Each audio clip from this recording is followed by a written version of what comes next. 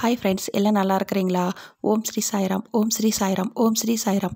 நம் சாயன்பர்கள் அனைவருக்கும் வணக்கம். நம்ம சேனலில் இப்போ தான் நீங்கள் ஃபஸ்ட் டைம் வீடியோ பார்க்குறவங்களா இருந்தீங்கன்னா சப்ஸ்கிரைப் பண்ணிடுங்க. சப்ஸ்கிரைப் பண்ணிவிட்டு பெல் பட்டனை கிளிக் பண்ணி ஆளுங்கிற ஆப்ஷன் கொடுத்துருங்க. அப்போ தான் நான் போடுற பதிவு உங்களுக்கு உடனுக்குடன் நோட்டிஃபிகேஷனில் வரும். அப்படி நோட்டிஃபிகேஷனில் வந்த உடனே அந்த பதிவை பார்த்து அதனோட முழு பயனையும் நீங்கள் அடையணும். அதுதாங்க என்னோட விருப்பம், சாயப்பாவின் அன்பு கட்டளை. ஓகே ஃப்ரெண்ட்ஸ், இன்றைக்கி நம்ம பார்க்க போகிற பதிவு ரொம்ப முக்கியமான பதிவு. என்ன அப்படின்னு பார்த்தீங்கன்னா, இன்று இரவு உறங்குவதற்கு முன்னாடி இந்த பதிவை ஒரு முறை கேளுங்க. இந்த பதிவில் சாயப்பாவின் மிகவும் சக்தி வாய்ந்த ஒரு மந்திரம் சொல்லிக்கிறேன். அந்த மந்திரத்தை 3 முறை சொல்லிட்டு இந்த பதிவை முழுவதுமாக கேட்டுட்டு தூங்குங்க. நாளைய விடியல் உங்களுக்கு ஒரு அற்புதமான விடியலாகவும் நீங்கள் நினைத்த அந்த நற்செய்தியும் உங்கள் செவிக்கு வந்து சேரும். சாயப்பா சொல்லுங்க, குருவிடம் நீ அடைக்கலம் புகுந்து விட்டால் உன்னுடைய தேகம் கூட குருவுக்கு சொந்தமாகி விடுகிறது. அதன் பிறகு குருவுக்கு சொந்தமான தேகத்தை குருவின் சேவையில் ஈடுபட வைக்கிறேன் என்ற எண்ணத்துடன் செயல்படுவதே உண்மையான குரு சேவை. கடவுள் சேவையும் அதுவே.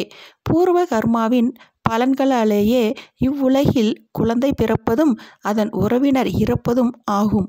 அதை படைப்பு கடவுளான பிரம்மனாலும் மாற்ற முடியாது. அதிகாலையில் சூரியன் உதயமாவதைப் போலவும் சந்திரன் மறைவது போலவும் ஓர் உயிர் தோன்றி மற்றொரு உயிர் மறைகிறது. சம்சாரம் என்பது காமம், குரோதம் ஆகியவற்றின் செயலே ஆகும். எங்கு ஓடி ஒளிந்தாலும் சம்சாரத்தை விட்டு தப்பிக்க முடியாது. பூர்வ ஜென்மத்தில் நீ செய்த நல்வினை தீவினைகளை பலன்களை இப்பிறவியில் அனுபவித்தே ஆக வேண்டும். கர்மங்களின் பலனாக உருவானதே இப்பிறவியின் உடல். இதுவே தேக பிராப்தம் என்று அழைக்கப்படுகிறது. செல்வந்தன் வீட்டு நாய் மெத்தை விரிப்பில் படுத்திருக்கும், வறியவன் வீட்டு நாய் குப்பையில் படுத்திருக்கும். இதுதான் தேக பிராப்தம்.